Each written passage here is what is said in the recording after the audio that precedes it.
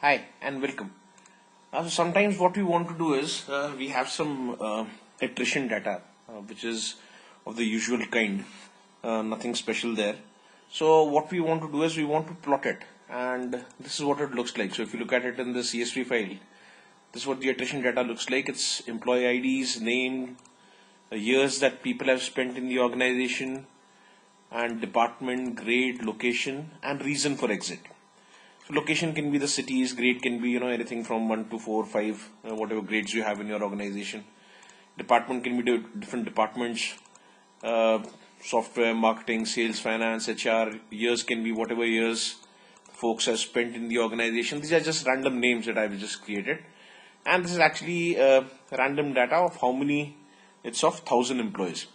So what we want to do is we want to plot a couple of attrition graphs with this and using Shiny. So here I have my user interface and here my server script written, and this is what it looks like. So the HR Analytics attrition dashboard, very simple. This is a demo POC application, different tabs for attrition plots, and that's about it. So nothing very fancy over here, but just to explore the functionality as to what happens with very simple ggplot, not even going into D3 or R charts or any of those, but very simple ggplot and what can be done. So here you see a record of 10 employees by default. So that's the first 10 employees that you get to see. You get to see the employee IDs, the names, the years, the department, the grade, the location, and the reason for exit. Presume you wanted to see more than 10 records over here. So manually you can enter maybe say 40 and it will display 40 records. You want to go to the next page, you click on this, it will show you the next 40 records, and similarly, and if you click on the last one, it shows you the 1,000 employee ID, 1,000 over there. So you can also go ahead and click 999 and let's see what happens. So this entire lot gets displayed on one particular page. Go to the end of the page. Slightly difficult. So anyways, yeah, go to the end of the page, and on the last page you just have one particular record. So any which ways, this is just a descriptive this thing, how to view the entire raw data, that is. Now this is the first plot that you're looking at. Department as a factor and grade as a factor.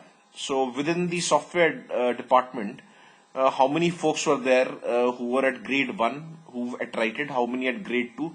So grade 2 dominates basically, and grade 5 and grade 4. Grade 3 is a less number.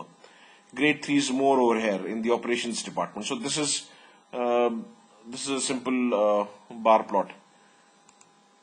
And the next one is basically density. So departments and density factored location wise and department wise. So this is the density of the distribution basically. And the next one is again a similar plot to the plot 1, it's just that we've changed the orientation of the plot, nothing much over here. And this is a plot which is showing us two factors. One is department and the other is city. So this is city 1, this is city 2 and city 3.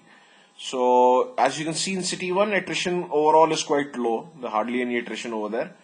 In city 2, for HR and marketing there is hardly any attrition, for sales there is no attrition. And in city 3 there is a lot of attrition, there is a lot of folks moving out from city 3.